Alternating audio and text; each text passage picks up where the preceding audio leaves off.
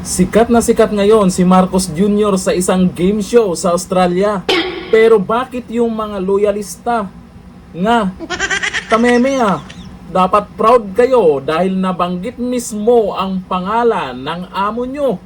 Yun nga lang, yung nabanggit ang pangalan niya, pag Pinoy ka, sobrang nakakahiya. O ito, panoorin po natin ang shiner ni Attorney Harry Roque na kung saan special mention si Marcos Jr. sa isang game show.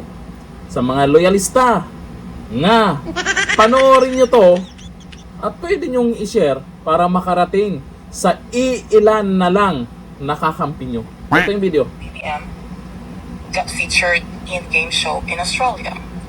So here's the question, guys. Which subject did Philippine President Bongbong Marcos fail twice while studying at Oxford University? A. Law, B. Politics, C. Economics. So, guess what? Guess it, guess it, guess it. And let's see if you're right. And then, we will listen sa, with the answer. I'll give you a few more seconds. Oh, matalino yan Maraming alam yan si Jr. Alright. So if you want to listen to the answer, here's the answer, guys. Please sit down. Which subject did Philippines President Bongbong Marcos fail twice while studying at Oxford University? A. Law. B. Politics. C. Economics.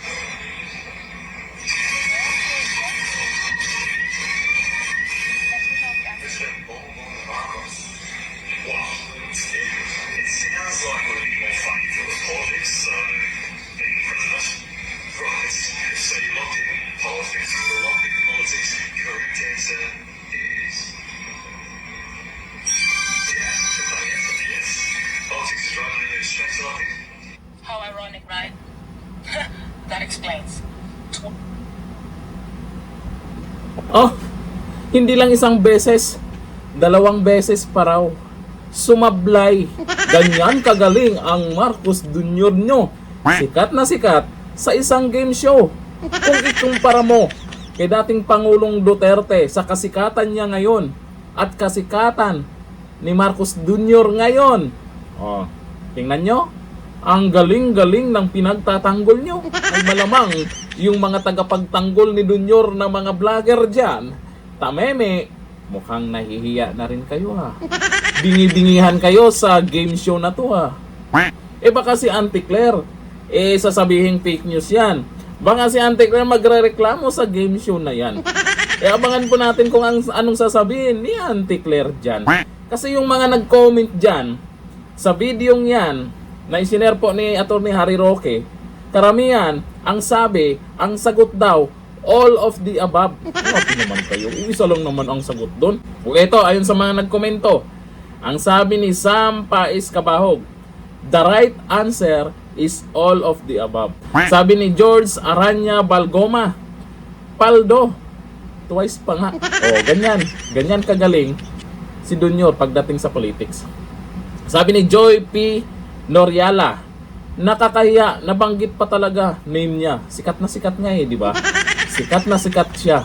Sabi ni Mary Apple Valencia Aban, Auntie Claire, baka sabihin mo fake news to. Ay, titingnan natin kung sasagot si Auntie Claire dyan.